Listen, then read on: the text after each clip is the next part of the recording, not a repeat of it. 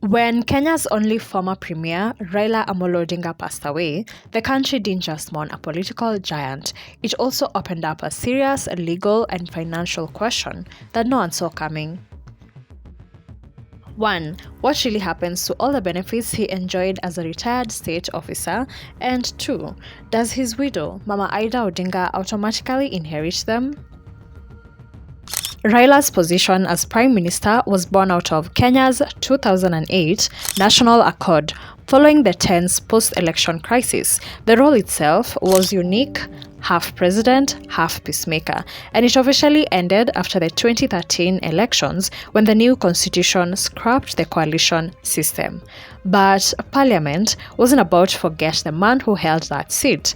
In 2015, they passed a law, the Retirement Benefits (Deputy President and Designated State Officers Act), to formally recognize Raila Odinga as an entitled person.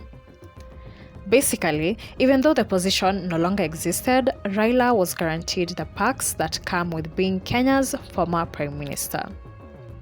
And let's be honest, the package wasn't small. According to the law, a retired Prime Minister is entitled to a lifetime pension equal to 80% of their last monthly salary, a lump sum payment equal to 1 year's salary for every term served, 3 official cars, 2 saloon cars, and 1 four-wheel drive, all replaceable every 4 years, a fully furnished office, a team of drivers, secretaries, domestic staff, and security officers, plus full medical cover for both the officer and their spouse.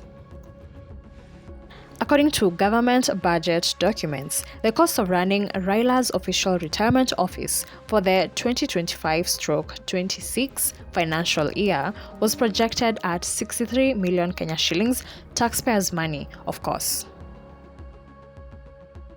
But here's where the story gets interesting. When an entitled person, entitled means someone has the right to get this kind of pension, like Raila, passes away, the law has a section that deals with exactly what happens next. Section 9 of the same act says, upon the death of an entitled person, the surviving spouse shall be entitled to 50% of the pension which was payable to the entitled person. In simpler terms, Mama Ida Odinga is legally entitled to half of Raila's monthly pension for the rest of her life. So yes, the state will recognize her as part of Raila's legacy.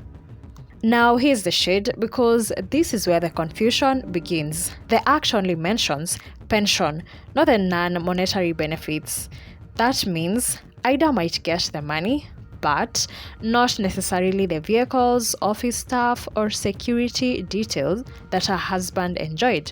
Those extras, they are decided by the National Treasury and the Office of the President on a case-by-case basis. So unless there's a special directive or gazette notice, those perks may quietly end.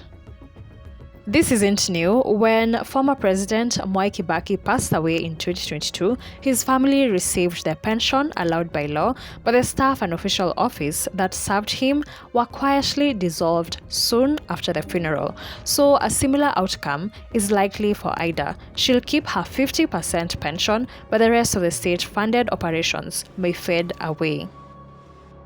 All this sparks one big national question: should Kenya continue funding lavish retirement parks for its former leaders long after they've left office?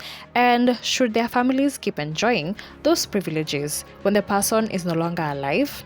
It's a debate that mixes law, morality, and politics, and once again, Raila's name sits right at the center of it, as the country reflects on Raila's legacy, the man who fought for democracy, who went to prison for Kenya, and who never stopped dreaming of leadership.